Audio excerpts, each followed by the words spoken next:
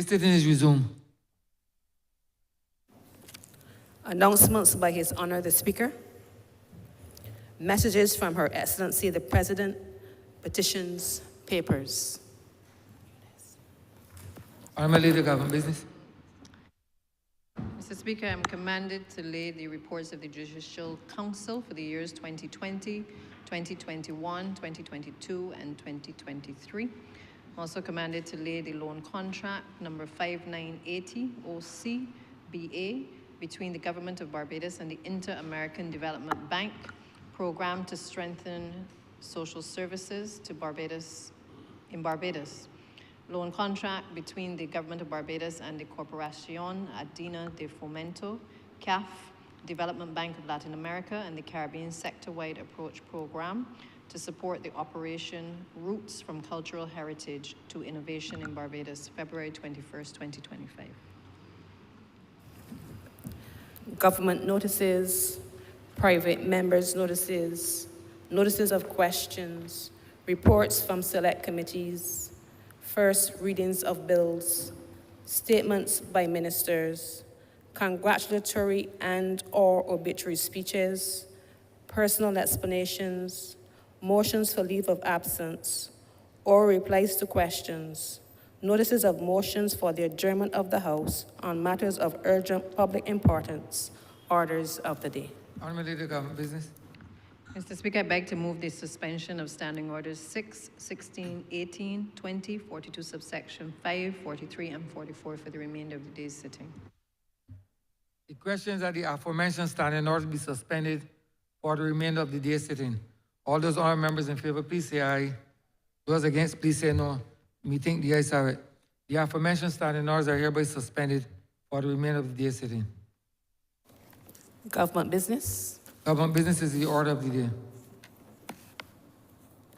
Order number 10, in the name of the Honourable Minister of Tourism and International Transport, to move the second reading of the Seaport Industry Management Operations and Development Bill 2025. Honourable Mr. Michael West Central. Thank you, Mr. Deputy Speaker. And Mr. Speaker, sorry. Thank you, Mr. Speaker. In moving the second reading of the Seaport Industry Management Operations and Development Bill 2025, I want to inform the Honourable Chamber that I will also be using this debate to give the Chamber and the country at large, of course, a comprehensive and detailed insights into the operations, issues, and of course the planned improvements and projected developments at our one-of-a-kind national institution, the Barbados Port Inc. Mr. Speaker, my report of this sector will cover both the nautical and the landside activities. Of course, it is based on the collective experience and the commitment to professionalism at all levels within the departments, the divisions, of course, and the entities concerned. I am proud and thankful for their continued guidance and productivity at all levels. Mr. Speaker, I wish to assure all citizens that as we press ahead with our future growth and development activities and, of course, improvement plans, that they will be done only after subjecting operations to intense critical thinking, internal reviews, consideration of external input and access to the highest and latest international operation standards. We will be following through, obviously, with action plans that are well conceptualized, soundly structured, and coherent, fully aware that we will at some time have to be nimble enough to respond to the unforeseen developments. In other words, Mr. Speaker, our shipping matters will have safe, well-equipped hands at the wheel with equally well-resourced and capable leadership leading the change on shore. And that is where, Mr. Speaker, I wish to begin, because you will recall that over the past year, I have had the privilege of introducing into this very august chamber a number of legislation. I believe the last count we had and this one will be 10th bill that we've had an opportunity to debate right here in this chamber. And the Seaport Industry Bill gives us a clear understanding for the regulatory framework for the management operations of and development of national seaports. Of course, Mr. Speaker, it covers and defines everything within the maritime sector, those activities that we need to familiarize ourselves with and that we also need to embed in the laws of Barbados. Of course, the activities will definitely center around commerce and trade and land-sea interface, coastal and shoreside activities, offshore maritime activities, and of course, the service providers and other interests directly and indirectly that we engage in from time to time. Of course, Mr. Speaker, it goes without saying that seaports are critical infrastructure that continue to support economic growth and development globally. And of course, the supporting regulatory framework that we have in Barbados and that we've been working on will certainly help us to continue to maintain that competitiveness that we need in this sector, and of course to ensure that our seaports, not only based on location, that we have the appropriate tools to embed all of our maritime activities into the global shipping supply chain. Of course, seaports remain the focal points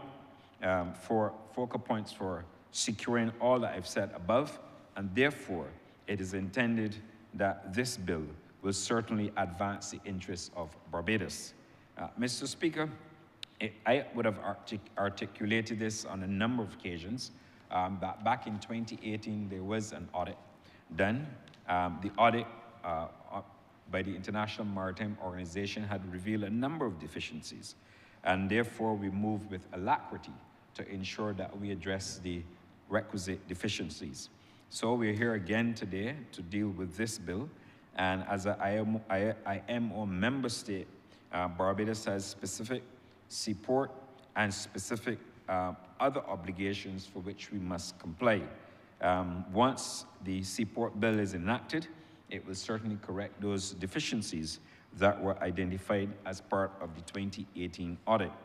The bill, of course, addresses the deficiencies identified in that audit, and I will review the bill by clauses so that we can have a better understanding. But importantly, Mr. Speaker, what is necessary in this particular bill, that it creates the enabling environment for Barbados to become a leading transshipment hub, as well as to achieve and maintain sustainable seaport industry. Of course, seaports are a base of industrial development. It's centered around shipping and port activities and maintain vital linkages between seaport industry and the maritime sector, particularly transport and the logistics market. And the framework in terms of the bill, which also sets up what we're trying to achieve, will have obviously satisfied key pillars of our national policy on international shipping. And I'll remind the Honourable Chamber of those 6 pillars. We had pillar one, efficient shipping. And one of the goals of this pillar is to create and promote economic growth for shipping interests for the government and people of Barbados. It also must be noted that one of the action steps in support of pillar 1 of the national policy is to develop an intelligent port strategy to enable the Port of Bridgetown to, over time, to interface with emerging autonomous ships. Of course, this autonomous vessel operation code for ships, which obviously is part of the Barbados Port Inc., has a duty to assist in the development of the said code. Pillar 2 focused on shipping on clean oceans. This pillar focused on the general duty to protect the marine environment from the impacts of shipping, including post-related activities. As again, we are well aware, the IMO places a duty on seaports, for instance, to undertake appropriate measures to prevent, reduce, and control pollution in ports, and there are a number of port-specific environmental requirements as stipulated within the bill. Pillar 3, focus on safe shipping. This bill is concerned with promoting, of course, safety throughout the shipping industry, including ports. And Pillar 4 speaks to the issue of secure shipping. Of course, an objective here is to enhance port security at the ship's port interface in respect of ships calling at the Bridgetown port. The bill places a duty on the Barbados Port Inc. to ensure that maritime safety and security in the exercise of its functions, in addition to complying with the applicable safety and security requirements of the International Maritime Organization. Pillar 5 speaks to building resistance against vulnerabilities in shipping. Obviously, it speaks to the whole issue of decarbonization of long-distance shipping activities from sea to port, in line, again, with the climate agenda of the International Maritime Organization. And Pillar 6, speaking to shipping governance, which includes governance of all shipping activities, including activities taking place in seaports. The key features of the Seaport Industry Bill, if we look at Part 1, Clauses 1 to 4 of the Seaport Industry Bill, it sets out the preliminary matters in respect of the bill, including its purpose, which according to Clause 3, are to provide a regulatory framework for the management, operation, and development of national seaports, to promote an economically viable, ecologically sustainable, and socially and culturally responsible national seaport industry, and to ensure effective shoreside support for maritime transport sector, as well as D, to support an integrated approach to shipping, particularly at the ship-port reference. If we go to page 16, clauses 5 to 6, which is part of Part 2, the bill outlines the administrative framework for the management and development of Barbados' seaport industry. Clause 5 outlines the powers that the Barbados Port Inc. in relation to the Bridgetown port, any other seaport developed at the minister's request, and of course, any other seaports that may from time to time have to be labeled accordingly. The powers include general seaport management, the exercise of regulatory controls over persons or organizations, vessels, and vehicles in any port facility. It speaks to the entry into agreement necessary to support the continual management and operations and development of the seaport industry. Of course, it sets out payment, collections, dues, or apportionment of any rates arising from the provision of port-specific services. It speaks to, as well, to designate special areas for port development, issuing licenses, permits, and other instruments.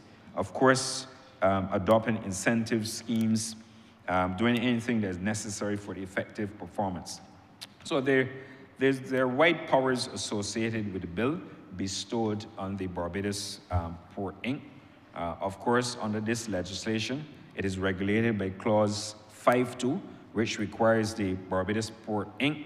in exercising its authority to do so under this law or any other enactments in which powers are specified in relation to the Bridgetown Port Inc., and to do so in a matter that supports national, regional, and international trade and commerce. In other words, these powers must not be exercised in a way that would be detrimental to maritime trade and commerce. Clause 6 of the bill, it outlines the duties of the Barbados Port Inc. Those duties include exercising its functions and carrying out activities in a very safe, secure, and environmentally sound manner. Of course, we have to comply with the United Nations law and the Convention of the Sea and all the various instruments associated with the International Maritime Organization, including the very specific instruments relating to the International Labour Organization, for which we have a duty. The duties as set out in the legislation will also assist the coastal and maritime environmental protection and preservation efforts. It will also be involved in regulating, in consultation, of course, with stakeholders, provisioning, home porting, seaport partnerships, and of course, all of those agreements that are necessary for the further build-out of the port. Part 3, clauses 7 on page 22, clauses 7 to 13. The bill sets forth the regime for the development and implementation of a national support industry sustainability program. The National Support Industry Sustainability Program is Barbados' national level equivalent to that of World Port Sustainability Program. Of course, you will note that the World Port Sustainability Program was established on May 12, 2017, and is managed by the International Association of Ports and Harbors. If we go to clause 7, 2 of the bill, again, it sets out, it outlines the short and mid-term and long-term sustainability goals for the seaport industry. It talks about the enhancing the economic and social and cultural value of the seaport industry, and it speaks to the promotion and adoption of measures to protect the marine environment and surrounding atmosphere from seaport industry activities. I indicated earlier that the bill, of course, supports the whole issue of climate resilience, energy efficiency, the creation of a circular economy, the attainment of carbon neutral status in line with global climate targets, and of course, we can look at the deployment of green growth strategies and innovations in the seaport industry. And I will not continue to read all of them, but I'm sure members would have read the section at clause 7.3, which speaks to the National Seaport Sustainability Program. In relation to clauses 7.4, of course, we have a number of actions to be complied with. This section obviously elaborates that the division will also lead administration and management of all the regulatory and sustainable and related affairs that are necessary. If we go to part 4, clauses 14, pages 26 to 38, you will note that the bill sets out the regime for the issuance and regulation of licenses, permits, and other instruments issued by the Barbados Port Inc. as part of its operations for activities under the Seaport bill. As previously mentioned, seaports have a shared responsibility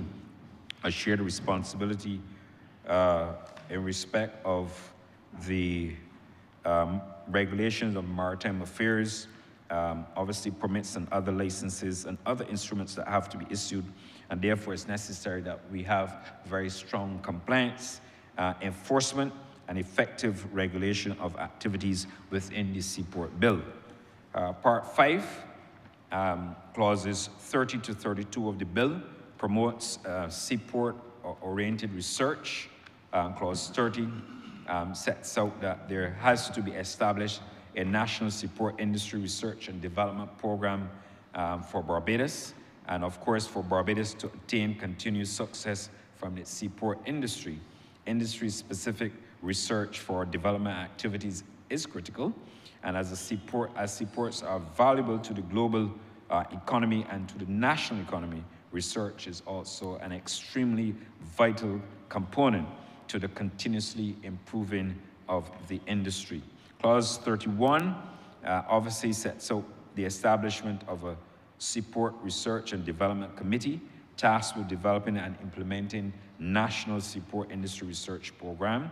And at clause 32, it sets out the functions of the committee, which are to assist in developing and implementing national seaport policy and planning activities, coordinating programs and sub-programs, and ensuring the avoidance of duplication of activities across and sub-programs across the Port Inc. administration and other ocean-focused activities. It speaks to coordinating, very importantly, public and private partnerships and collaboration in executing the bill. It also speaks to identifying opportunities for joint research and development programs and development of economies of scale between seaport development technologies and other seaport programs that would certainly enhance the port's operation. If we go to page 41, part 6 of the bill, which speaks to clauses 33 to 38, it sets out the various kinds of arrangements for the Barbados Port Inc. May enter in respect of advancing Barbados' seaport industry and to promote strategic partnerships via arrangements. Clause 33, it speaks to Barbados providing for, it speaks for sister and friendship port arrangements. A sister port arrangement, obviously, or agreement, as noted in the bill, is really a cooperative arrangement between governments. Sister arrangements allow governments to share best practices and other information in respect of seaport management, operations, and of course, development, and consider obviously elements of research. It would therefore provide for the sharing of information in respect of research. Clauses 34 and 35 on page 42 deals with home porting. Home porting, as we all are uniquely aware of, is that that's the business of a cruise ship, loading passengers, supplies, fuel at the seaport, and of course returning to the seaport for the disembarkation of passengers at the end of the voyage. This is where a cruise ship, as we call it in Barbados, home ports, is also referred to as an embarkation or as well as to a turnaround port. Of course, I don't have to lecture the chamber on matters relating to the critical importance of home porting and the associated benefits, economic benefits, but I will speak to that a bit later. But suffice to say that as we build out a seaport industry bill, it is important that we have within the bill contain arrangements for home porting. It also sets out clause 35(1)(a), which requires home porting vessels to comply with applicable national and international laws on safety, on matters of security, protection of the marine environment, and of course maritime labor when the ship is in Barbados. So effectively what we're saying here, that there are certain obligations that cruise ships who are importing in Barbados will have to follow, including the international standard international standard in terms of training, which I'm sure the Honourable Member for St. Peter's Minister of Labour is uniquely aware of, and of course the training, which is the SWC, which is the acronym for International Convention of Standards and Training. That obviously will be applicable in Barbados, and like I indicated, once the ships are in Barbados, they have a duty to follow international law, be it international labor law or IMO requirements. Clause 35, because we are promoting capacity building in respect of home porting activities, we will also ensure that the vessels have an opportunity to facilitate direct training, also engage in partnerships with local institutions to do so. And I would have told this chamber before that, for example, the Samuel Jackman Prescott Institute would have developed programs, and I'm pleased to say that only probably less than 6 weeks ago, I had an opportunity again to speak to those persons who were involved in the program. We're making great progress. The port has also continued their duty, say civic responsibility as you may call it, and ensuring that these young persons are given internships at the port to further build out their skills and knowledge. And I can tell you that there's also the engagement of such trained persons at the Barbados Port Inc. Of course, we are not only seeking to train and develop persons in Barbados only for jobs here, but it's also an opportunity where persons can be trained and developed to take on jobs elsewhere. So we will continue with that clause, with that training. Clause 36 also speaks to the whole issue of promoting provisioning arrangements. Of course, this is very important to the sector. We are acutely aware that the cruise ships, when they come to Barbados, they will have to have supplies from time to time. Oftentimes they buy some supplies, but a large part of the supplies would obviously be shipped into Barbados. And what we're doing, obviously, is that we are putting in this bill opportunities for a framework to promote the provisioning arrangements that exist. Of course, once the ships are here, they have to supply fuel. They have to obviously ensure that they have enough water, and they buy water from the Bridgetown port. They obviously have to ensure that they have adequate food and beverage for all the customers. And therefore, by fostering this arrangement, It would allow us to continue to build out. I must inform the chamber that we are currently working on a policy paper in respect of linkages within the cruise sector, bringing agriculture, manufacturing, commerce, and all others to the table to have a full discussion. We have had a number of stakeholder engagements already. That paper will shortly be submitted to the cabinet for their consideration. But what is important for us is to ensure that we have the appropriate linkages. And by having the linkages necessary to build out the provisioning capacity in Barbados, it will allow not only Barbadian businesses to generate business from Barbados, but it will also help us in terms of creating economic opportunities and other job creation from this sector. So we will be working very closely with all our stakeholders as we seek to build out this arrangement. It could prove to be a very financially and a highly rewarding sector for us within the tourism area, and therefore we are going to continue to work on that. And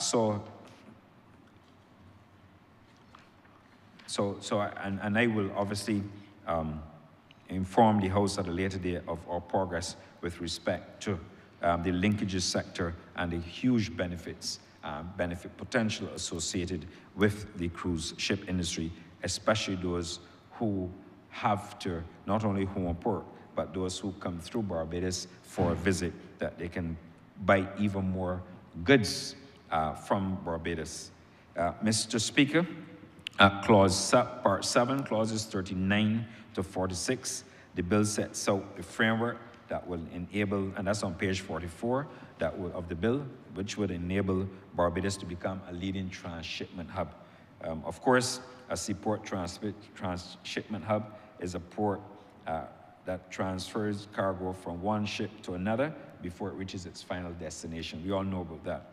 But transshipment hubs are important for the global supply shipping network because they connect different shipping systems.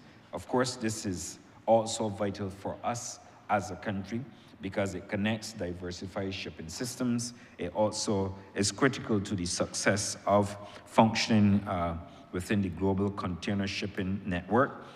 It also, in terms of reliability and resilience, and also it provides a very viable solution when there are no direct shipping routes. And I might add that a key reason for using transshipment hubs, or I should say transshipment hubs, are to improve the overall efficiency, of course, the geographical coverage within the maritime sector. And this is something that is very critical, and I'll elaborate a bit later why I made this point, especially this key point, because as we see the rerouting of shipping lanes, it is important that Barbados positions itself to take advantage of those opportunities whenever they're presented.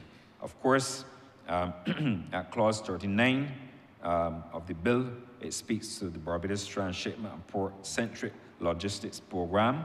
Of course, this will be put in place, but through this program, we believe that we will have the enabling conditions necessary for Barbados to become a transshipment hub. And of course, once that is created, and how to maintain it, the standards for improving maritime trade coordination and efficiency in relation to the supply chain, a strategic plan, as noted, which will be outlined for Barbados to efficiently and effectively and continuously meet the ever-changing demands of logistics services, actions or initiatives to ensure continued economic or other forms of development and benefits from transshipment and port-centric logistics activities. Efforts made will obviously made to integrate the multimodal transport activities in furtherance of the objectives of the Merchant Shipping Multimodal Transport Act, which was debated in this Honourable Chamber last year, which predominantly is to support and promote maritime connected multimodal transport, as well as efforts made to implement Section 15 of the Merchant Shipping Multimodal Transport Act 2024. Of course, shipping and logistics connect producers, we all know this, and consumers of goods. It is also overcoming the geographical distance and other logistical challenges. It influences everything we do, Mr. Speaker, from production costs to product availability, impacting businesses and consumers alike. Moreover, advancements in technology and automation are constantly transforming the landscape, optimizing processes, and driving further efficiencies. So, shipping and logistics, clearly, are the lifeblood of global trade. It's about shaping the economy. It's about ensuring that we have a almost seamless flow of goods that fuels commerce and growth. And of course, with multimodal transport being a fundamental pillar of the logistics, it is therefore offered an approach, an integrated approach, might I add, to the movement of goods. And therefore, I don't think that anybody in Barbados would not want to see us have a transshipment hub in Barbados. Clause 8 of the bill, Part 8 of the bill, clauses 47 to 50, it outlines a clear procedure for the seaport pre-clearances.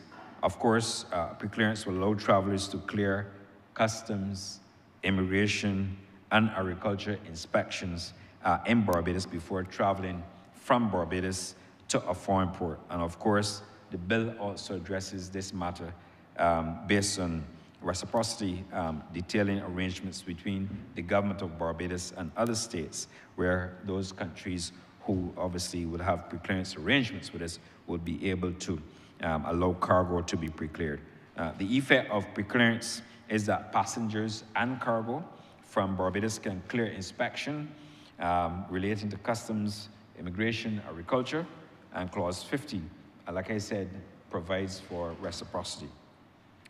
The issue relating to pre-clearance in terms of the benefits, there are a number of benefits. Of course, it enhances the traveler's safety and security. What it also does, and what we're really focused on, is of course trying to avoid delays within the port system, avoiding lengthy inspections upon arrival in destination of the country, because if you have your officers in a destination doing what they're required to do, then obviously we will have a reduction in the time that would not otherwise been associated with the delays in respect of the movement of cargo. Of course, we will be facilitating and expediting the movement of persons and cargo in furtherance of the facilitation of the International Maritime Traffic Act, the file that we would have brought here last year. At Part 9, clauses 51 to 54 of the bill, it outlines the procedures to be followed in respect of unclaimed goods and unpaid fees that are payable in respect of goods that are in possession at the Barbados port. Unclaimed goods, also known as abandoned cargo, also refers to where they have not been collected by the consignee or the importer. And such abandoned cargo may be reclaimed by the shipper, sold by auction, or destroyed, especially if it is perishable or hazardous cargo. Part 10, clauses 55 to 65 of the bill pertains to trade in ocean minerals, precious minerals sourced from the sea. It is important. You recall that, again, last year, we would have enacted the Maritime Underwater Heritage Act, which was proclaimed this year in 2025, which outlines, of course, the international line regime for prospecting, exploration, of course, and mining of materials, especially from Barbados' waters, and under Barbados' sponsorship of the United Nations Law on the Sea conventions. Part 10 also is concerned with when such materials and precious metals have been retrieved from the sea and are brought to shore to be eventually traded. It also has a section which, within that Part 10, which also speaks to the responsible supply chain management of minerals and precious metals. It's provided for a framework to be followed based on the international standards and best practices recommended by the United Nations Interregional Crime and Justice Research Institute, which has done extensive research in this area. Barbados as Barbados begins to explore and diversify its maritime sector beyond the traditional maritime activities such as shipping and fisheries to other sectors, it is important that we have built in within the Seaport Bill the necessary regulations to ensure that such deep sea mining complies with all of the required international standards, and that is what this bill has also set out to do. Clause 57, it outlines ocean minerals and precious metals, the documentation, the fingerprinting, yes, Mr. Speaker, fingerprinting, and clearance procedures, which includes submission of an ocean minerals and precious metals declaration form through the maritime single window by the owner, agent, vessel master, or licensee in respect of whom the minerals and precious metals are concerned. The fifth schedule to the bill also sets out the ocean minerals and precious metals. Clause 58, the recognition also makes provision for the enabling framework for responsive supply chain management of ocean minerals and precious metals, and requires the development of a more specific regulatory instrument, namely the Barbados Ocean Minerals and Precious Metals Supply Chain Management Code. And the code at Clause 58 expresses what has to be done in respect of this matter. I may also add, Mr. Speaker, the Maritime, Underwater and Heritage Act, obviously working with the ministry responsible for natural resources in collaboration with the Barbados Maritime Transport Administration, will have duties within responsibilities within this section. With respect to that, the overarching objective of the code, as I said, it shall be the adoption of due diligence measures to ensure responsible and sustainable supply chains of materials and precious metals that is sourced and recovered from the sea. Of course, we have to be ever mindful, Mr. Speaker, because as you go beyond the traditional form of shipping and fisheries in terms of maritime affairs, and you go into resources and other minerals from the ocean bed, it is important that we have a very clearly defined framework embedded in the law, but also respecting the fact that Barbados is signatory to the International Maritime Organization, and that we will also have to conform with other organizations. In particular, we're going to have to ensure that the reference frameworks follow the Organization for Economic Cooperation and Development, OECD, the Chinese Due Diligence Guidelines for Responsible Mineral Supply Chains, the Protocol Against Illegal Exploitation of Natural Resources, the International Conference at the Great Lakes Region in Mineral Tracking and Certification Systems, and that is why it's important to have these disclosures and also have the fingerprinting and the documentation. In addition to that, we also have the German Federal Institute for Geoscience and Natural Resources and any other relevant framework, Mr. Speaker, that we have to follow to ensure that there is ethical movement in this area. Clause 59, it also makes, because obviously persons might be vested, and perhaps to say that with respect to smaller groups or individuals, that they wouldn't be seeing anything for them. But Clause 59 promotes the inclusion of individual groups and small businesses, including members of local coastal and fishing communities in ocean minerals and precious metals training activities. In other words, there are persons who are within the small business category who also reserve the right to do so. And we have, obviously, and they can do so within the enabling legislation. And obviously, at Clause 59.3, you will note that it requires the Artisanal and Small-Scale Sea Miners Association to be participants in the supply chain.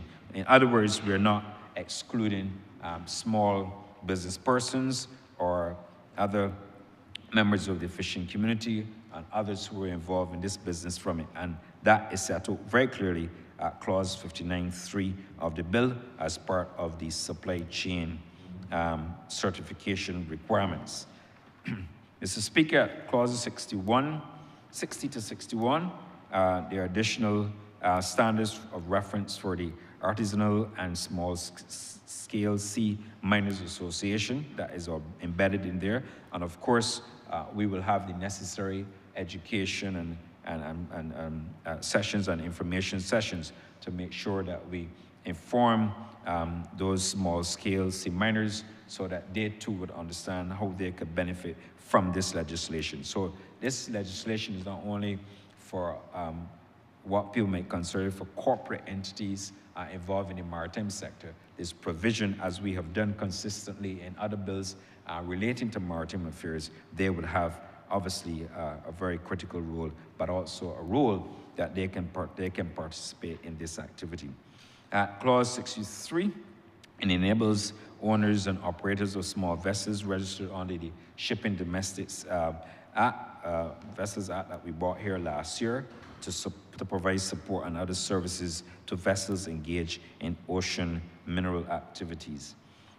Clause 64 on page 60 of the bill, it speaks to the allocation of a percentage of ocean minerals and precious metals covered from sea to support. It talks about the green transition of shipping under the Emissions Control Act that we would have passed in this chamber last year. It also speaks to other transport sectors for renewable industry-reliant minerals. As I would have explained when I debated back in December 10th, I think it was last year, when we dealt with the Maritime and Underwater Heritage Bill, we will set out a clear framework for the greening of the maritime transport sector and transitioning the energy to a more efficient transport, including maritime transport, which would obviously necessitate technologies such as batteries. These batteries rely on minerals, of course, and therefore, if these batteries rely on precious metals, it's important that we ensure we have the framework within the bill, and we have done so at clause 64. Clause 65 further enhances the protection and management of maritime heritage in respect of the forms of natural heritage at the border. Of course, we are going to continue to adopt the best practices from institutions, and in this respect, the best practices that we will be adopting will be those from the World Customs Organization Cultural Heritage Program and tailored to meet our requirements here in Barbados to the extent we are practical with respect to natural heritage. Clause Part 11, clauses 66 to 70 of the bill. It sets out it outlines the regulatory oversight powers of administration, that is the Barbados Maritime Transport Administration, formerly the Shipping Division. Clauses 68 to 69 outlines the regulatory activities within the purview of Barbados Port, Inc. Clauses 71 to 73, Part 12 of the bill concerns offenses and penalties under the legislation. And I know that, of course, honorable members will be acutely aware that with most pieces of legislation, it is important that you have offenses and penalties embedded. Of course, we are going to ensure this, especially when it comes to deep sea mining and so on, that we have the appropriate offenses because we have to ensure we protect Barbados' territorial waters. Clauses 74 to 94, the bill provisions. Collectively, these provisions support the overarching framework for an economically viable and ecologically sustainable and socially and culturally responsive seaport industry for Barbados. And of course, some of the key highlights within section part 13 of the miscellaneous provisions will, of course, ensuring that seafarers have access to port welfare services. There's at clause 75 of the bill. The establishment of a seaport industry fund at clause 76. Cruise passenger contributions to sustainability as found at clause 77. The seaport industry investment schemes at clauses 78 all the way through to 83 of the bill. I may also add, Mr. Speaker, that at clause 94, this is very important, because we'll be moving amendment at clause 94. There will be an amendment which will speak to the fact that the minister may by order amend schedules to the act. At the moment, as is noted on page 76 of the bill, it says the minister may by order amend the second and third schedules to the act of and regulations made of that. So we're going to make an amendment to note clause 74 that the minister may by order amend schedules to the act. And that will be the amendment, and of course I'll move that amendment in committee, Mr. Speaker. Mr. Speaker, I also think that it is my duty, and I indicated earlier in my opening remarks, that I should give an update on the number of issues associated with shipping and of course maritime. Of course, let me start by indicating to members of the chamber that there is a Barbados registry, Barbados Maritime Ships Registry, that is located in the United Kingdom, out of the British High Commission's office, right? And that organization is set up, I believe, going way back to way back. I don't want to mislead the House and give the exact year, but what I would like to inform the chamber is that this organization has responsibility for port state responsibility, including the state flags, that is the Barbados flag, being flown on ships as they traverse international waters. And of course, we are uniquely aware that from time to time, they may have issues related to vessels that are registered within a jurisdiction. But I want to make the point that the Barbados Maritime Ship Registry does not register any vessels under the Barbados flag, that are sanctioned by the United States, United Kingdom, or Europe, or any other nation for that matter. There is an assessment process for registration. The Barbados Maritime Ship Registry diligently investigates whether any sanctions are imposed against a vessel. In this respect, a vessel subsequently registered or already registered under the Barbados flag becomes sanctioned. The Barbados Maritime Shipping Registry digital portal provides a direct link to other sanctioned websites, and such vessels are promptly deleted from the Barbados International Ships Registrar. Now, it is important that we do so, but I also take the time to explain this because the Barbados Maritime Ship Registry operates in compliance with Section 160 of the Merchant Shipping Act that we passed last year, which expressly prohibits registration practices that can bring the Barbados flag into disrepute. And the ministry can attest to this by using the registry, the ship registry. We make a conscious effort through its due diligence measures and compliance to ensure that any directives issued by the ministry to protect Barbados's international reputation. And therefore, it has to be noted that sanctioned vessels are typically based on intelligence from national secret services rather than from the ship's registries. This means that the ship's registry ability to anticipate sanctions can be affected when information is not shared.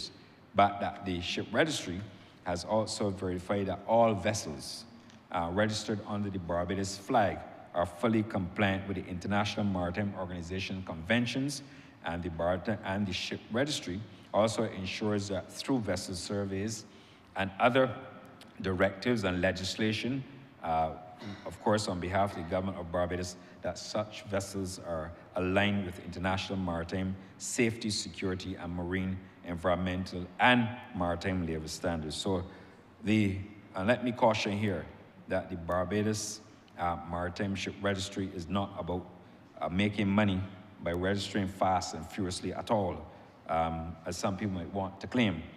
This is a very robust organization that ensures that it complies, as I indicated, with the International Maritime Organization, and that obviously through proper due diligence that we take the appropriate actions. And I may add, Mr. Speaker, for the benefit of all, that the Barbados Ships Registry globally ranks in the top 30 largest registries worldwide and the third largest in the Caribbean, with gross tonnage exceeding 9.5 million. So I just want the House to be aware for the information that there's a process, because from time to time you will have situations coming up where the government obviously would have to remove a Barbados flag from a vessel, and we do so recognizing that there are several action steps that we take, including proper due diligence. And of course, I would have indicated some time ago when I led legislation that this is something that we will continue to monitor, and that is why we are strengthening a lot of our legislation as it relates to maritime affairs. And again, today, we're doing a similar thing. With respect to the port, I wish to bring members up to speed on a number of issues. For example, the port was faced with a situation over the last, say, 2 weeks, where the ships were going to impose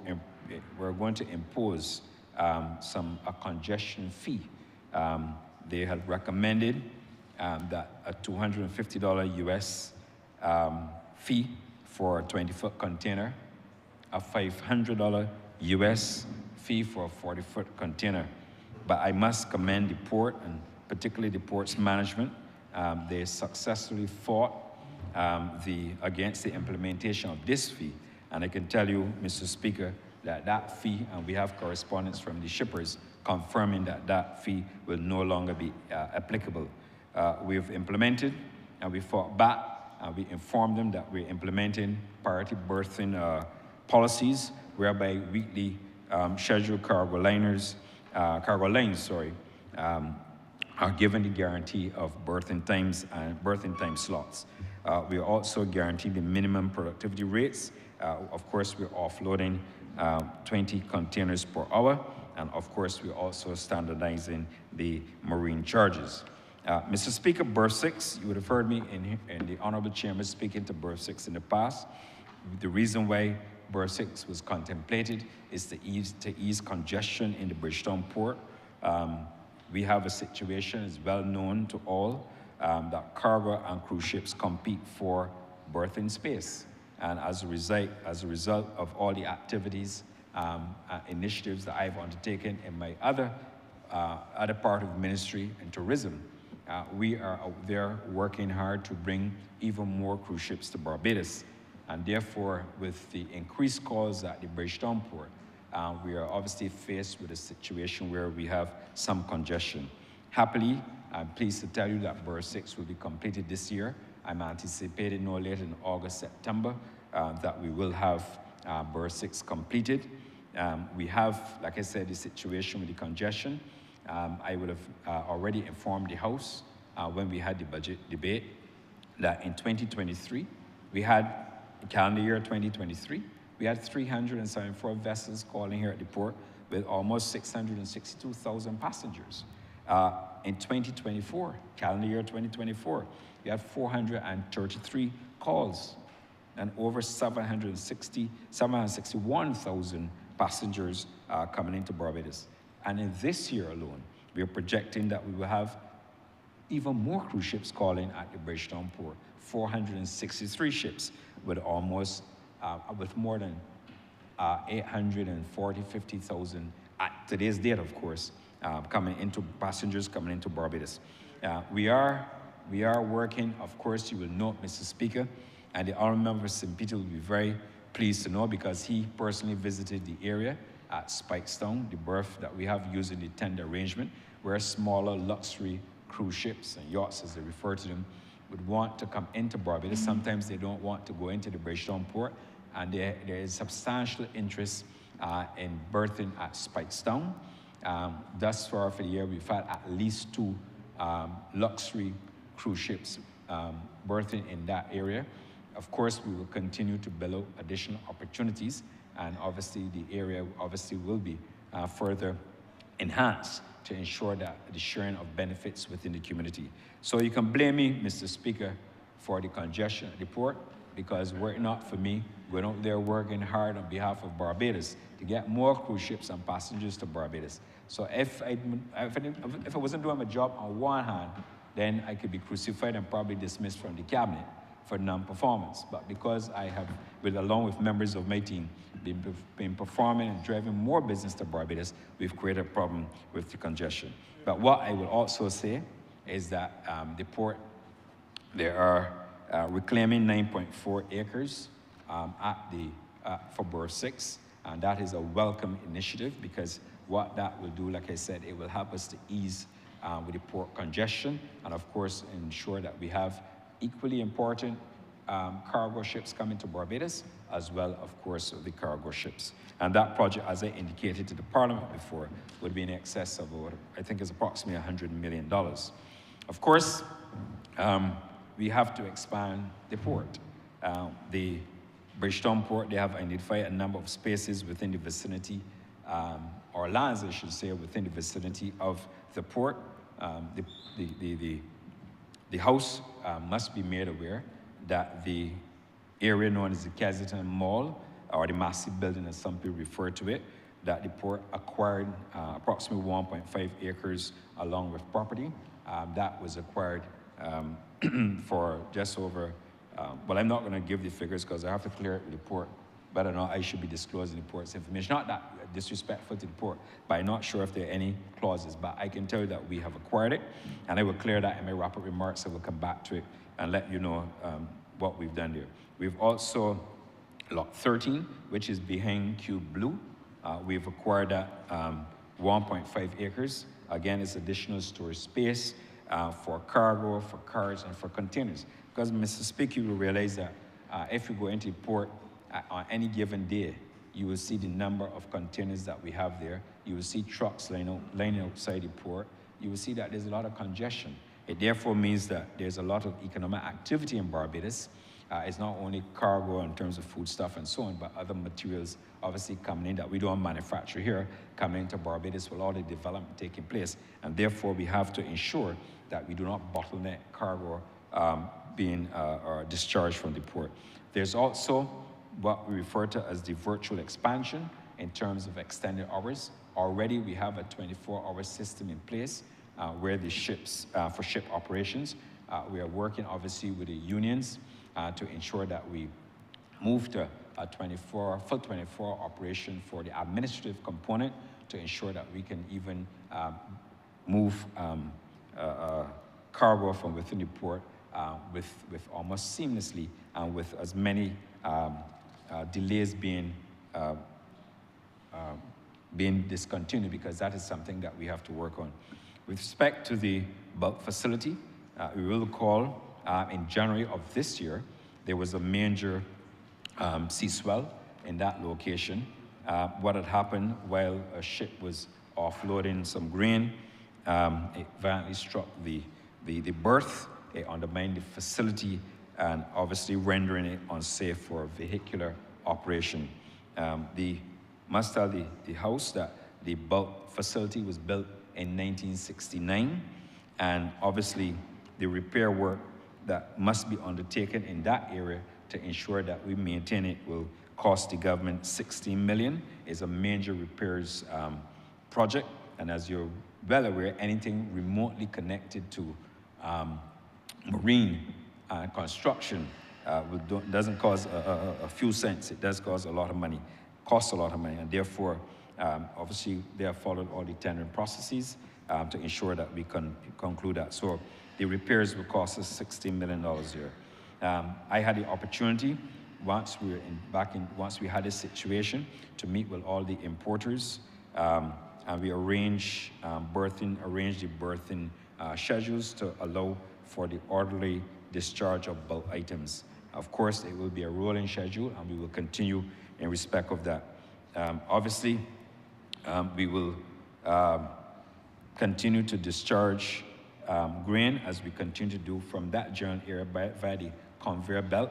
And of course, the sand and other aggregate materials will be discharged via barge. And in exceptional situations, we will have to go into the deep water harbor itself, but of course we will ensure that we comply with all of the health and all the necessary regulations to ensure that we don't compromise health and safety, particularly of the workers in that area. And we will continue to ensure that the strict compliance with health and safety standards are adhered to. Mr. Speaker, I should also inform the House that we have plans to build an aggregate berth. We cannot continue with something that was built many years ago. It's too small. There's a lot of demand for cargo, and this is something not that the government wants to be going out there and spending money. It is a direct result of the business and the economic activity happening in Barbados, and therefore this project will be announced at a later date. But we are currently in the stage of planning with respect to the aggregate berth that we intend to construct there at the Bridgetown Port. Mr. Speaker, I think it's also appropriate at this point in time as well that I inform the House of some other measures that the Bridgetown Port would have taken, and government being the sole shareholder in Bridgetown Port would have undertaken. I think it's fair to say that 2 years ago, the port introduced a free-out port. That is where all the port charges were applied locally as opposed to applying them to the shipping lines. That was implemented with the associated benefits that I will speak to.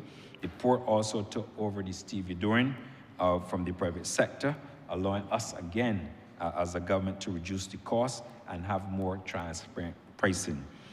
Those two initiatives, Mr. Speaker, would have reduced costs to the shipping lines and freight charges, which also reduced the cost to the consumer. When you look at the fact that there was a further reduction of 7.5% on port charges, which was implemented last year to ease the cost of living.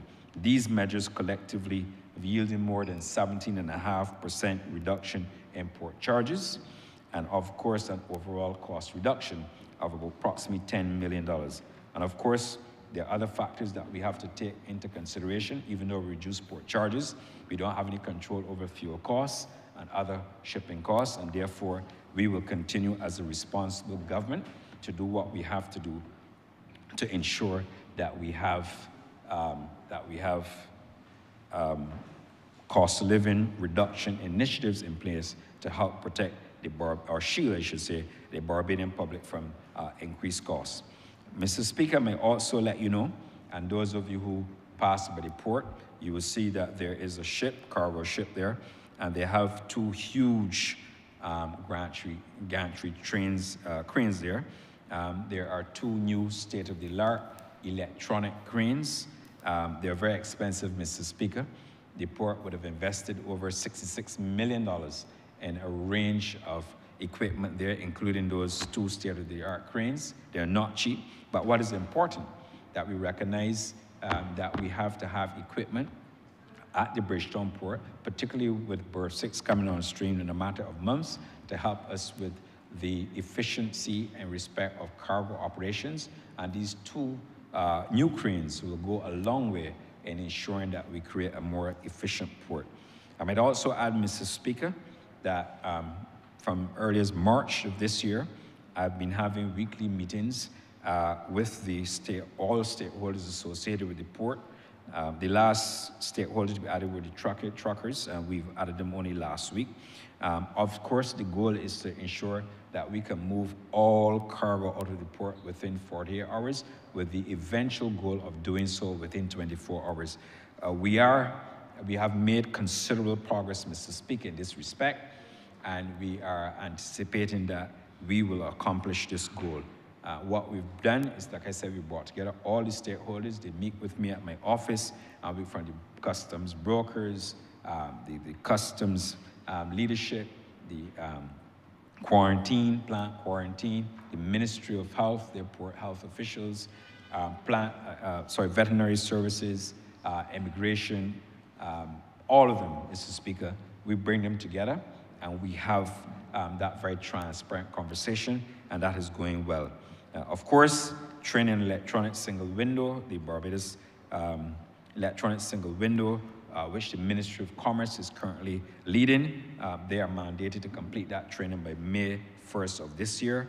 Of course, we will continue to do what we have to do with respect of all the below activities that must be undertaken at the port. Mr. Speaker, there are also some other highlights that I want to mention. In addition to the Barbados electronic single window, we also have the maritime single window. That was implemented, in fact, implemented by March 31st today. All the training was completed. We have also completed training with respect to the customs, immigration, the commerce, the port health officers, the plant quarantine, the shipping agents as well, and veterinary services. So we have done that training. We were giving them a mandate to complete the training by today, March 31st, for the effective for the effective implementation of March 31st. That has been done. That I've been advised was completed. And again, Mr. Speaker, we're doing this because we want to reduce delays in clearing vessels within the Bridgetown port. And of course, the Assecuda system, there will be updates to that system, and of course, changes as necessary to ensure that we have a more consumer, more efficient, friendly, more efficient system being aligned. I also want to inform the House that we are also focusing within the port on a waste-to-energy program. Again, it's going to be a state-of-the-art energy efficient facility. This is necessary. We have a number of requirements, not only from IMO, but also in respect of climate change. We're currently burning waste at that site, and therefore we are moving to have a very modern waste-to-energy plant at the Bridgetown port. Mr. Speaker, there are a couple warning signs, and I think it's absolutely necessary that I raise them. Yes, we are doing all we have to do in terms of port efficiency and ensuring that we meet our objectives. But beyond that, we also have to be monitoring the geopolitical situation that's happening globally. I would have said this in the budget speech as well as it relates to tourism. But I'm also going to make the point here today that we have to monitor it because we have potential port charges which could be implemented by another countries on all Chinese-built ships. Of course, I'm aware that there are lobbying efforts, including on the part of our Prime Minister, who's also chairman of CARICOM, and also other shipping executives who are making, obviously, presentations to ensure that this does not impact us. What we've seen and what we've been reading, and what I have had the opportunity when speaking to some people involved in the shipping industry, and the port is also very close to those persons, that if this goes through, you could have potentially US $1,500 charge per 20-foot container, and a $1,500 US charge on a 20-foot container. And when we start to do the numbers, this could equal to about maybe another 40 to 50% increase in freight charges. And therefore, it cannot be sustainable. We have to do everything possible to ensure that we at least utilize every ounce of lobbying power, that we monitor the situation, because this could have consequences for cost of living. Of course, there are other measures that I'm not going to disclose yet in terms of us in terms of the lobbying efforts, but we really have to, what the port is doing. I believe that for the port to speak to the country, but we have to be mindful of what is ahead of us. Like I said, the port successfully fought off the congestion fee. That would have been resulted in significant charges, and therefore we don't have to worry with that, but we have to worry about what's happening within our geopolitical space, as this could create some additional challenges for us. Mr. Speaker, I give you the assurance, and I give the country the assurance that they can expect further explanations regarding the ongoing improvements, not only the port, but also any issues that any issues that would have the potential to impact on Barbados's shipping and freighting costs. I want, as I've always done, Mr. Speaker, to thank the Permanent Secretary within the Ministry of International Transport, who is here.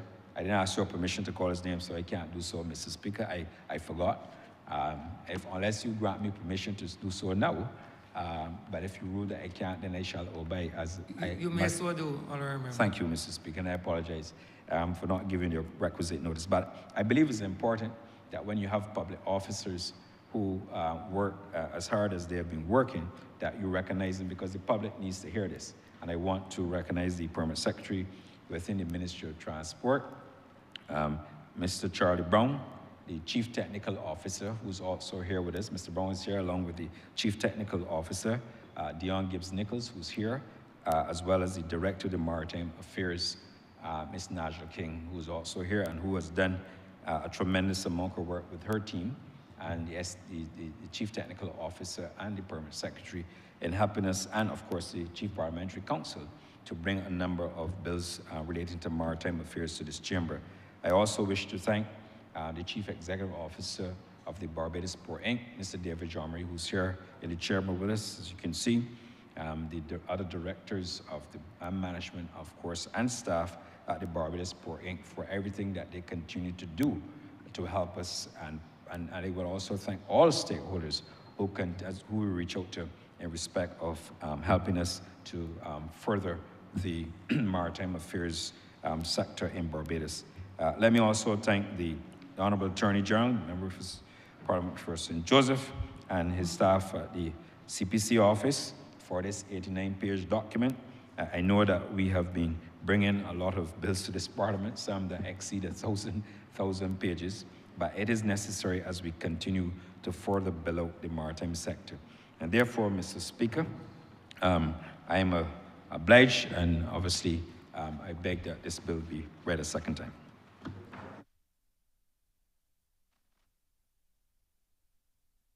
Honourable Member Christchurch.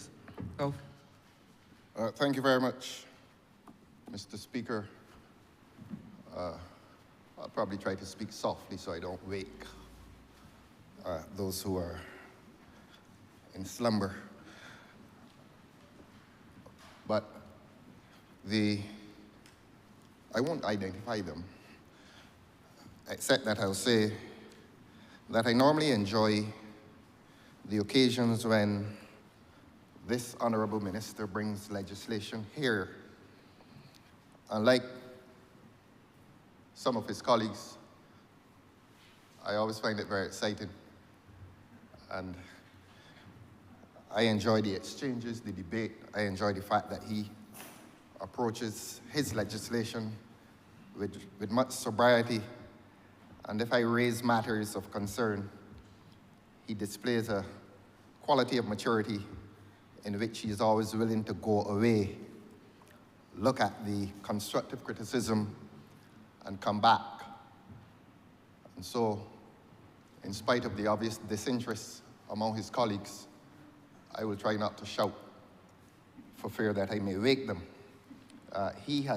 The Honourable Minister has boasted that this is his 10th piece of legislation, and I assure him that I have enjoyed the previous 9, and my mood and attitude today will be the same as it was then.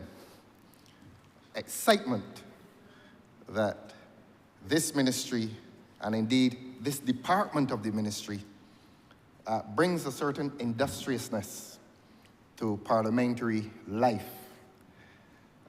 One never does disturbance to legislation that clearly follows international obligations, except that as a sovereign parliament, we will reserve the right to question things, and I want to do so today.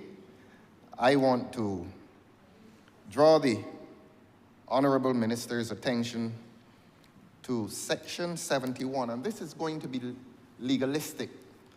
And there is no shortage of lawyers in this Parliament.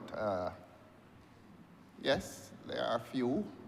I know one is taking measurements for the curtains at the Barbados High Commission in London, so that may explain why he is not part of today's quorum. But even in his absence, I will bring the Honourable Minister to Section 71, subsection 1, and we wish him well. few months ago, he was measuring for your office, and he was disappointed.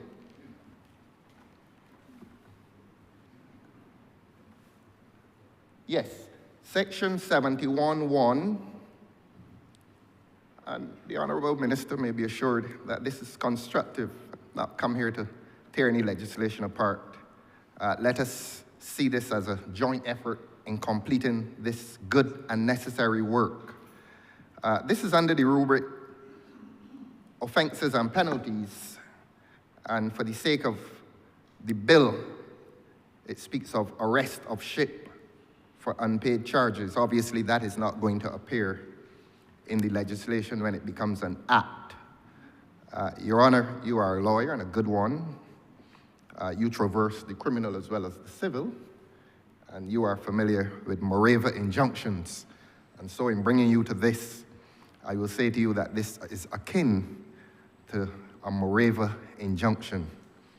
But it is different in that it relates particularly to the port, which is our concern here. Let me read it, sir. Where any harbor charges or fees are owing and remain unpaid for a period of 1 month or more in respect of a ship, an authorized employee may arrest the ship and its tackle, apparel, and furniture, and it may detain it until the amount of the charges or fees is paid. And Your Honor, that is reminiscent of that Moreva injunction where a creditor has the right to go to a court and ask the court to enjoin that ship against departure so that he may pursue his legal rights against the ship owner, or indeed against the ship. So that this section reads similarly to that injunction, but it is particular. It is not precisely of the nature of the injunction. But I want to bring, through you, sir, Clause 71(1), I want to bring the minister's attention to the second line, which says, an authorized employee. Since it is that authorized employee who may, I think, bring the action.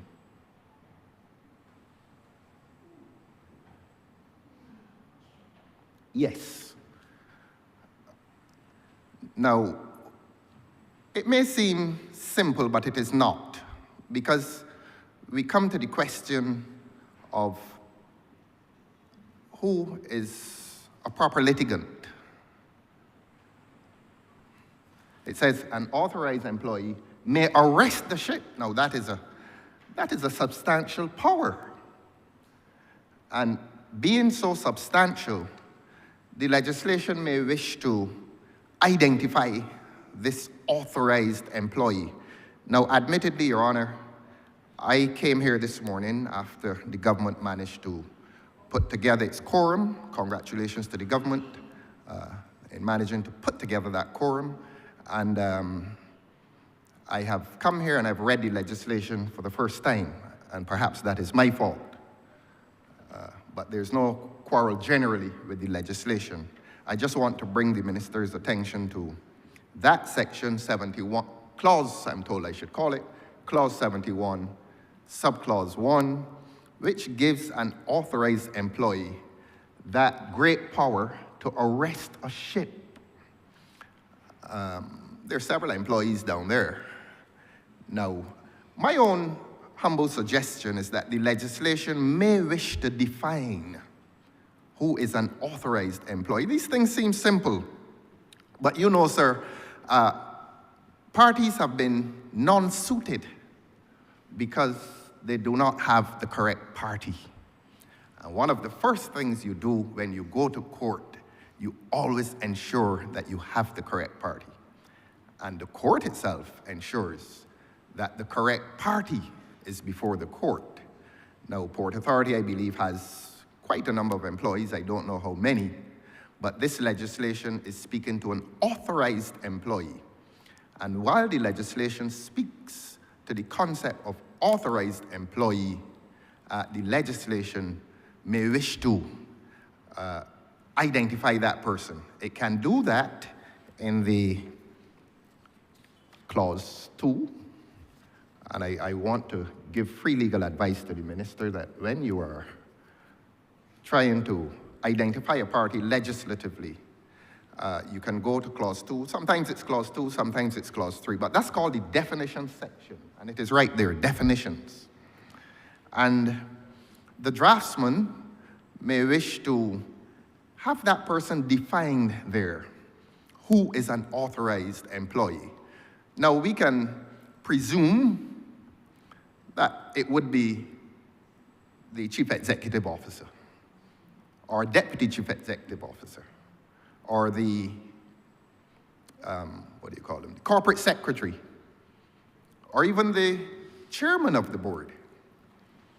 But courts do not like people to presume nor even assume, especially when it is governed by legislation, and the court will not depart from it within the four walls of that legislation, and therefore the court itself will ask, who is an authorized employee? Who is this man before me calling himself an authorized employee with this large duty of arresting a ship?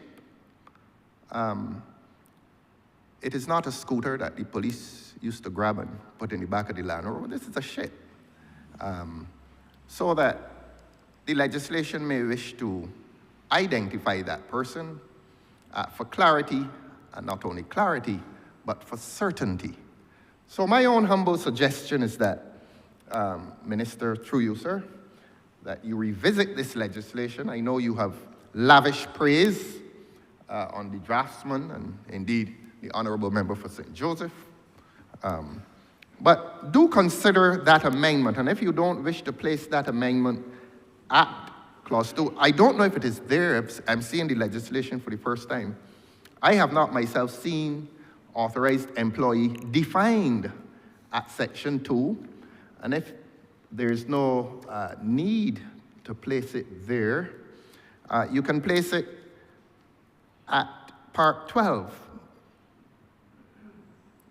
Can go there. Or you can embarrass me and say, look, it is already there. And if it is already there, I won't be embarrassed. I would be relieved that this legislation is not deficient in that regard. But that is a deficiency that appears in the legislation, and I use the word appears, so that if I'm to be embarrassed hereafter, I accept that I have not read the entire thing. But even having failed to read the entire thing, and I followed what the minister was saying, he was very, he expatiated in a manner that was quite admirable across the length and breadth of the legislation. But I've already praised him for coming here, and in spite of the disinterest among his colleagues, I praise him for bringing not only lots of legislation, but legislation which runs wide and deep, as we used to sing in Sunday school. So that authorized employee may be defined at clause 2, which will become section 2, or you can do it quite simply at the part 12, which appears offenses and penalties, and it can easily go in even as subclause 3, so that the authorized employee can be defined, so that when the arrest of the ship occurs, you have a party before the court who is not the watchman, because he is an employee too. But as I said, we're assuming it is the CEO, the deputy CEO, or the corporate secretary, or perhaps the chairman of the board. But the legislation is quite able to say that. So I would suggest that the legislation says that. If there's any confusion, this troubling question of authorization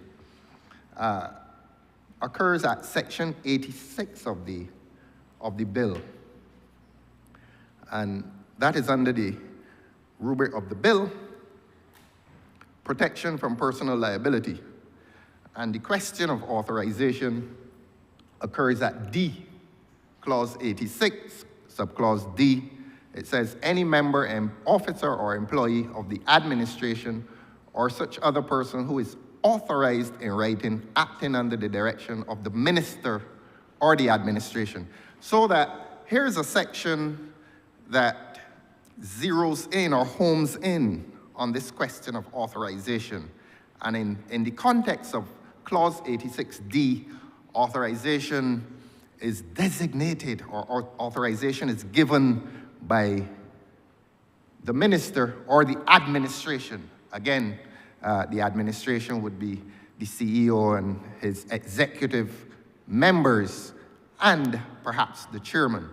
But that is within a different context.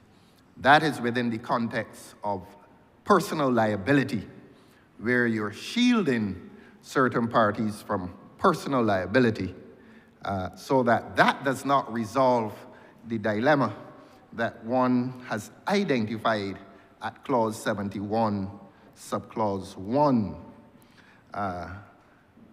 The question as to who is an authorized official, again, finds expression at clause 89, B1.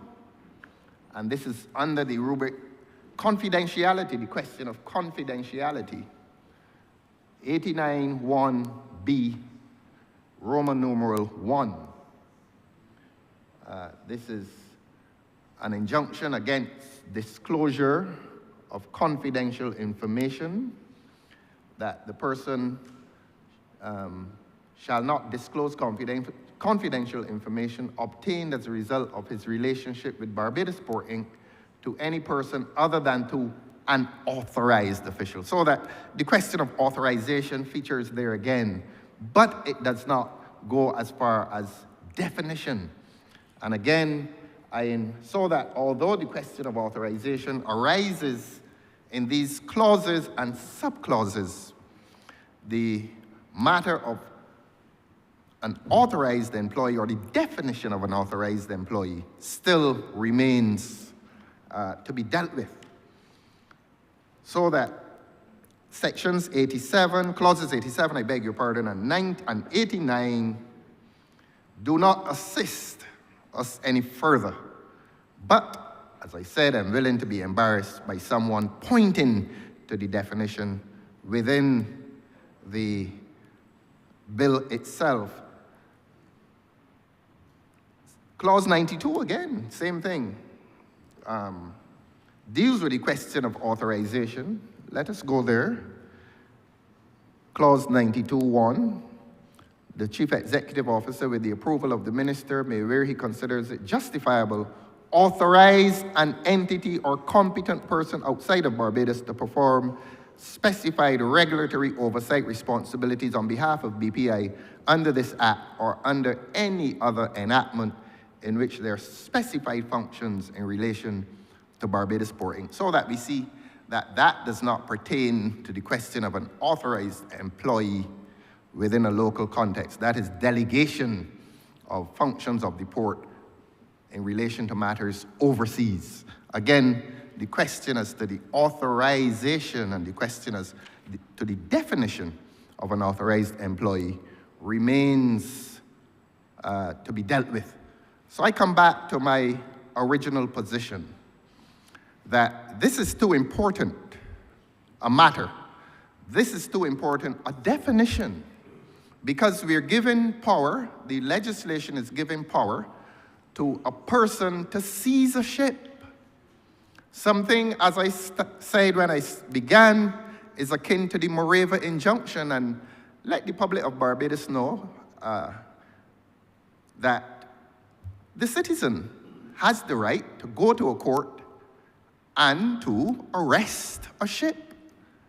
He doesn't do the arrest himself, but the judge gives an order, and as big as the ship is, and as powerful as the captain may be, that ship may be detained, arrested by a judge acting on an application from any humble citizen of this country who is owed money, for example, or who is in some way interested in having that ship stay in Barbados, stay at the port, so that his judgment, so that his debts, the debts from that ship may be satisfied.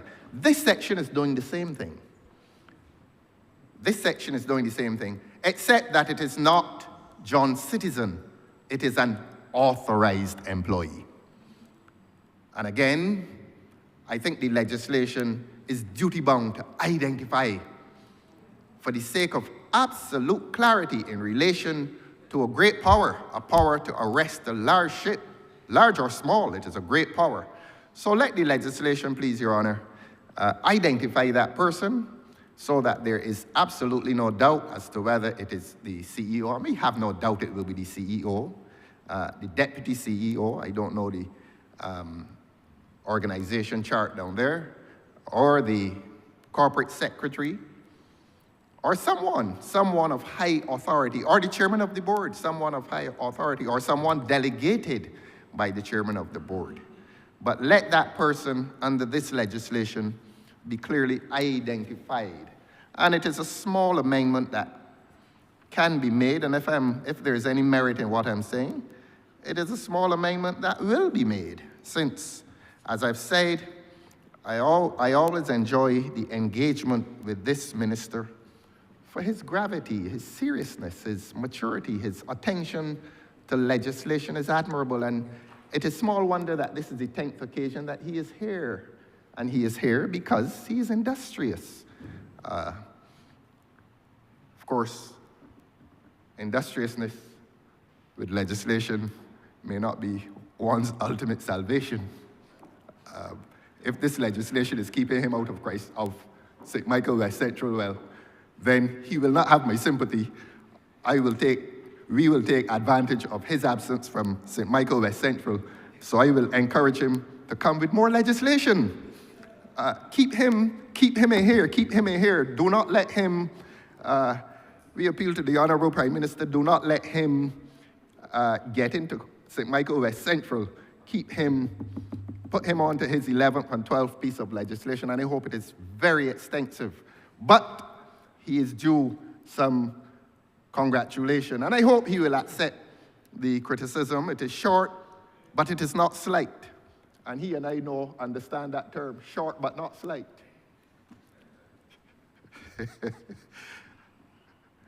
I want to draw the Honourable Minister's attention, through you, sir, to the Section 65 of this bill.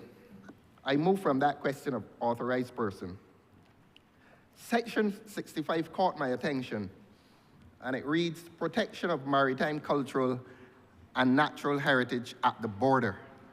This question of heritage will not be a question that makes this government comfortable. In the aftermath, and not so much the aftermath, but it is the heat. There is the heat of public discussion on issues of heritage, and it is at Whole Town, it is on the East Coast that was designated a National Heritage Park, and it has moved to Bay Street and the Garrison, and I'm told it will reach Oistins. Now, Clause 65 of this legislation deals with matters of cultural and natural heritage, and I will bring the Honourable Member for St. Michael West Central to Oistins. It says here, let me read it, please, sir. Barbados Port Inc., in consultation with relevant agencies and stakeholders, shall coordinate a plan of action for protection and management of maritime heritage at national borders, especially in relation to tangible forms of maritime, cultural, and natural heritage being imported into or exported out of Barbados. And Clause 2, Subclause 2, I beg your pardon, in furtherance of Subsection 1, guidance and best practice shall be adopted from the World Customs Organization Cultural Heritage Program and tailored to the extent practical to natural heritage. If I have been kind at the beginning of my presentation here this morning, that kindness will not extend on matters of cultural and natural heritage. The government has not been doing too well on matters of cultural and natural heritage. I've identified Whole Town. I have identified the geriatric hospital, beautiful heritage building, but we're supposed to be dealing in maritime, so I will not digress, sir. I am bringing this minister, this honorable minister, to Oistins.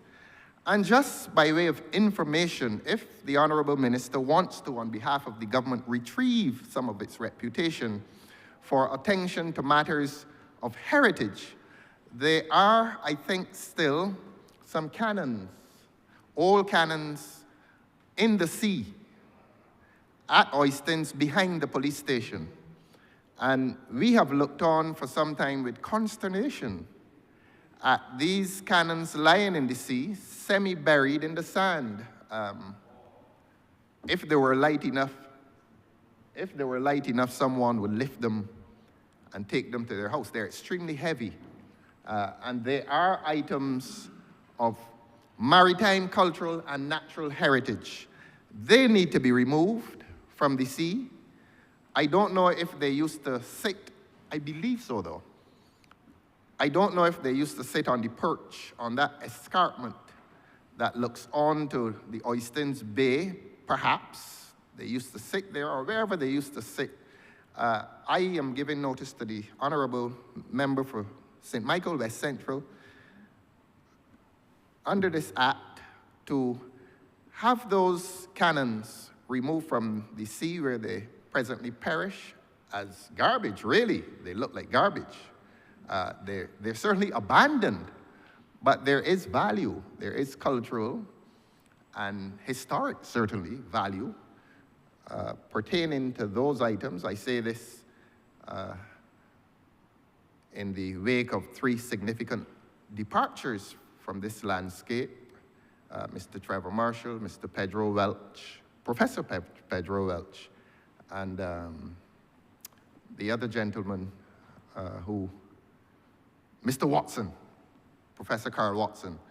Those are and were 3 gentlemen whose work concerned itself largely with matters of heritage, and that we have tragically lost them does not mean that this country must lose its appreciation for matters of cultural heritage.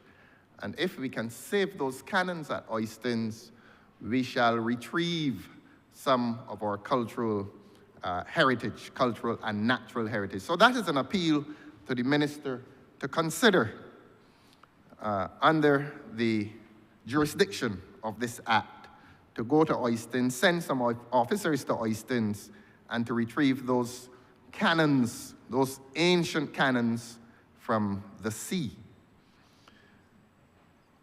The minister may or may not be aware that there was a point at which the Coast Guard was being constructed at that Oistins location. And if it were to have been constructed, it would, I think, fall under Barbados Port Inc. That was abandoned, but the cannons have apparently also been abandoned. So please, Minister, return to Oistins and have one of your authorized employees retrieve, salvage those items that languish within the sands at what they call it Miami Beach. It's not a name I like. It's not a name I like. That's not Miami, that's very much Oistins, the beach behind the police station. I heard reference to the cruise ship industry, and that caught my attention. There is no sight quite as beautiful, whether during the day or at night, when we as patriotic Barbadians look at the harbor. I like to look at it from Cayfield, and that is to say, the top of that street. Cayfield, you go to the top. It is within the constituency of St. Michael North. There's no one here who, apart from me, who knows St. Michael North well. So you drive up.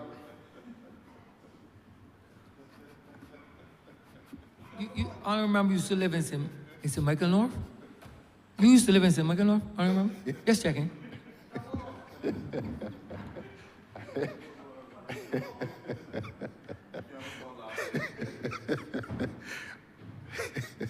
Northeast, Your Honor. You used to live in Northeast? Northeast. Grisettes, right? Grisettes. I'm just checking. I'm just checking. In close proximity to North. Oh, yes. I see. Yes, the other side of the road was north. I fully understand that, I know that, sir. But you know, these borders are artificial. Right. And to take a drive up that hill, I'm not going to give the name of the hill. I can, but I don't want to disclose secrets to anyone else who is here. Because if you drive to the top of that hill, you come off Cafel, turn by Camabatch's shop, and you go up. And that offers the most beautiful view of the harbor, unless you're on Cafel campus. And you actually see the planes when they're going in to land at the airport. So that being the only person in here who can speak with authority as to this vista, I will say... In St. Michael North. In St. Michael North, yes, I am the only person in here. I understand that. I am the only person in here St. Michael North. St. Michael North. Not Christchurch South, no other than St. Michael North. I'm with you, Honourable Member. I'm all ears, very attentive, avid listener, as I'm supposed to do. So that is a beautiful vista. But the point is, when you go to that place and you see the harbor, somebody has to take credit. Somebody has to take credit. It's not the Honourable Member for St. Michael West Central. But when we see 3 and sometimes 4 ships in the harbor at night, absolutely beautiful. During the day, there are thoughts of bounty, which is a word that the Honourable Member for Christchurch East Central used in here falsely a lot a few weeks ago. But Barbadians feel good when we see the port filled with cruise ships. And I heard the Honourable Minister say that we have 463. And that is commendable. I wonder if the Honourable Member for St. Michael West Central meant 463 ships, or a few ships that visit 463 times. The former. Clause? I see. So that is something that makes us happy. There are 463 calls and not 463 ships, so that the public is not misled. But we commend the Port Authority for its marketing that allows us to get 463 calls at that port, and that makes Barbadians very, very happy. Their crews, and that is part of our export industry. A lot of people don't know that among economists, tourism is considered an export. What I've really enjoyed in the last 2 days, I move around this country a lot. I go to all 30 constituencies. I'm listening, Honourable. Continue, Honourable Member. I'm all ears. I like it when the chamber is happy. He left. I like it when the chamber is happy. But I was so happy yesterday when I drove down Spring Garden and saw these large cranes. And it told me, industry. A lot is happening. That gives Bajans a feeling of reassurance. Except that Bajans had greater reassurance when they used to see that gable roof filled with sugar. So that we want a port that is not only equipping itself for importation, which has foreign exchange implications, but we wish to see a port that is outfitting itself, and the government likes this term, retrofitting. This government likes a lot of terms and words. So we'd like to see a retrofitted port that is not only equipped for importation, but exportation. But that is not this Honourable Minister's fault. There are other Honourable Ministers who are charged with the responsibility of firing up this economy so that we can have an export industry, so that while I like to see those ships, 463 calls, those cruise liners and the cargo ships, and we congratulate the government for that. We want to see a port that is also busily engaged in an export industry so that when we import and send out foreign exchange, we also export and bring in foreign exchange so that there may be a veneer which really obscures the truth. And the truth is that we are importing more than we are exporting.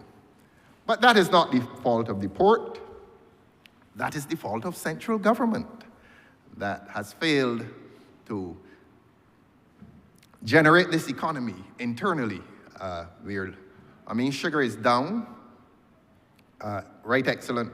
Our Walton Barrow said that one morning we are going to wake and we are not going to see a sugar industry in this country. Those prophetic words seem to be upon us based on what we're hearing, certainly in relation to co-op and the government's.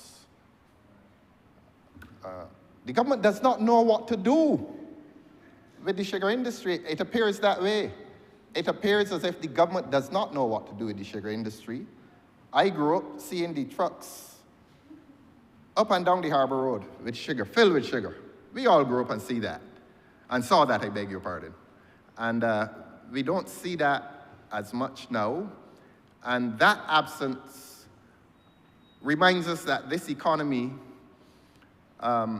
may not be doing as well as it ought to do in terms of exportation to make this country prosperous. So that while we are happy that the port is retrofitting itself as a zone of heavy industry, that heavy industry may be concentrated more on importation than it may be on exportation. And I ask the government to let us see equality of effort, certainly, as between exportation and importation. Where is this country going? You know, the port acts as a barometer to measure a government's economic performance. What is happening at the port really is a barometer as to what is happening with this economy. And if this economy, I repeat, if this economy is importing more than it is exporting, we have balance of payments problems. We have problems certainly in relation to retention of healthy amounts of foreign exchange. So that, let that port be the barometer. I know the minister has done a good job in terms of multiple pieces of legislation which reflect a very busy port. But we want, apart from a busy port, we want a busy country, and we are not getting that. The honourable member for St. Peter may express some disappointment if this debate did not stretch to Speightstown. And the honourable member for St. Michael West Central did make reference to Speightstown. One could easily believe that, the honourable member for St. Peter was a very participant in the debate. He acted almost as a junior minister.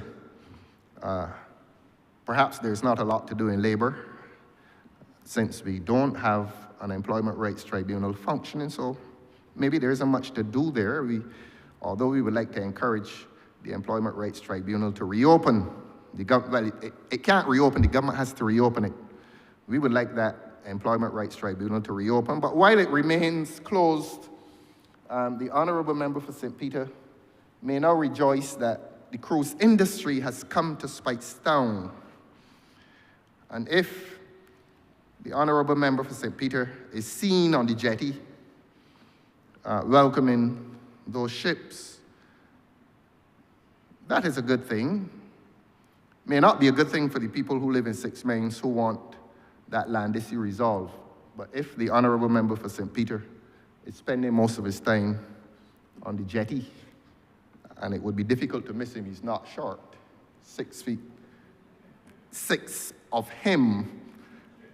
So even if he tries to lower his height on the jetty, he will be identified. But the residents of Six Mains want to see him on land. because they want that land, and they want the land issue resolved. But if there is activity in Speightstown, it brings a more serious issue, and we won't speak lightly on this one. The expansion of activity, whether it is the port, Bridgetown, Speightstown, or the other ports, and you can't call them private ports because even the private ports have customs and immigration present, so they're not that private as people think. But it means that at a time like this, and we don't want the debate to go into these other areas, but we're into an era in which we're trying to secure our borders. And I won't go to the other discussion, but with the expansion of the port beyond Bridgetown, it means that there's a very heavy responsibility on the Honourable Member for St. Michael West Central to ensure that the expansion of port activity does not translate itself into porousness of borders. And we know what we're talking about. This is an era in which failures of border control are resulting in severe social disorder and social dysfunction. I think I've said enough on that. It may just be a caution to the government that the excitement of expansion leads to a need to secure our borders, and that ought not to be difficult to do if this legislation, as it says, deals with the management. I read the objects very, very carefully, and the objects, the long title, an act to provide for the regulation of the management, operations, and development of the seaport industry, so that it speaks of the management, operations, and development of a seaport industry. But together with that objective is the parallel objective of security. If you're talking about management and operations and development of a seaport industry, consonant with that is the obligation to secure borders. And so the Barbados Port Inc. would not want to distance itself from that obligation to manage security. Sometimes I'm a little concerned, including yesterday. The tourists were in town yesterday. For those of us who are allowed to leave home on Sundays, if you drove by the port yesterday, there were tourists. I'm sometimes concerned. Tourists just walk in and out of the port, and sometimes I'm fairly concerned about that. I don't know if it obtains in other countries, but we might want to. I know we don't want to offend our tourists, except that we also want to impress our tourists that we focus heavily in this part of the world on security because it's for the benefit of the citizen, it's for the benefit of the tourists. Those of us who don't like to travel say we don't like to travel now because of the hassle. But when we do travel, we appreciate the taking off of shoes and belts and jackets. And for us, that is not hassle so much as it intends to protect us. And so I don't think a tourist will be offended if some focus or emphasis is placed on this question of ease. Apparent, I say, apparent. I don't speak with authority. I just see them walking in and out. Apparent ease of entry and exit into and from the port. That is something that concerns me as a casual observer. Perhaps there's something happening in there that casual observers like myself may not be aware of. But the larger point is that with all that this legislation may intend to or attempt to do, it can never exclude the importance of security. And the world now is more concerned about security than it is concerned about leisure. And we can have both. We can have leisure, but we can also have our security. So that I would ask the Honourable Minister, who is responsible for the port, to focus on this question of security as well, not only on business and the appearance of lots of business and bounty, as was claimed here a few weeks ago. Yes, focus on that, but do not exclude, do not discount the importance of security. So, Your Honor, those were my short interventions. I do not quarrel, as I said, with the legislation. As I've said before, this legislation and these pieces of legislation are normally part of international obligations. You cannot lag behind and ignore your international obligations. You must bring those international obligations, you must bring those treaties into national law, and you must incorporate them into your national law, and it must pass through this place. Passing through this place, sir, an opposition will not wish to oppose it, except that we will reserve the right to do a critique. I'm not going to use the word criticism, because criticism in here is met with much resistance. I don't know why. This is a parliament, a place of speech. Let us speak freely, and let us speak constructively, and let us speak having the interests of this country at heart. And if one man comes in here and does a critique and makes a little suggestion as to two words which become important, authorized employee, I urge this government to incline its ear to that discernment, that it may wish to consider amending what has been brought here to make it clear that this heavy weight of responsibility placed on an authorized employee should particularly identify that employee, so that when he attempts to collect his debt against even a ship, the court will not ask him, who are you? Are you an authorized employee? And he says yes, and then the court said, who authorized you? And then he can point to the legislation and say, look, this legislation identifies me, defines me as an authorized employee, so that the court will not have to guess. But if it remains as it is, it could disadvantage the watchman who goes as the authorized employee. And the question is not beyond the CEO. Who are you? I'm the CEO, but the legislation doesn't say that you're an authorized employee. So these things that appear so simple, that is why I think it was Mr. Bumble who said the law is an ass. And a lot of laypersons think that it is, except that we who are lawyers know why certain things must be done. Certainty. The law is not good law until it is certain, until you can identify it for its certainty, otherwise stated. So please, government, please consider the amendment to the legislation, and that is to say, Clause 71.1, Clause 65.1, please use that to pay some attention to those cannons that have been discarded in the sea at Oistins. And while we are all excited about the new cranes, which cost $66 million, please, and this is not for the port now, this is for the government, those persons involved in finance and economic affairs, please do something to this economy about which the port can be proud. I believe a crane that lifts imports in, I don't think you need a separate crane to lift exports out. So give those pieces of equipment an equal chance to do two jobs, export and import.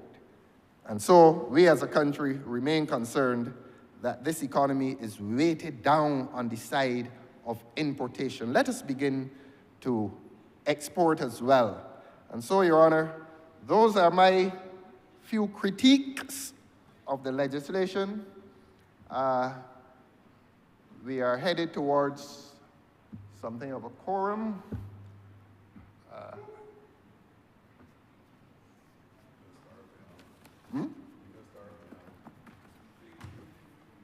political quorum. And that is only to say that we want a government that is entirely interested in what this parliament is doing. So with those few words, Your Honor, you have been so kind today, and I'm obliged to you. Honourable Leader, Government Business. Thank you, Mr. Speaker. I beg to move the suspension of the House until 3:15 p.m. Question that this honourable chamber be suspended until 3:15 p.m. All those honourable members in favor, please say aye. Those against, please say no. Me think the ayes have it.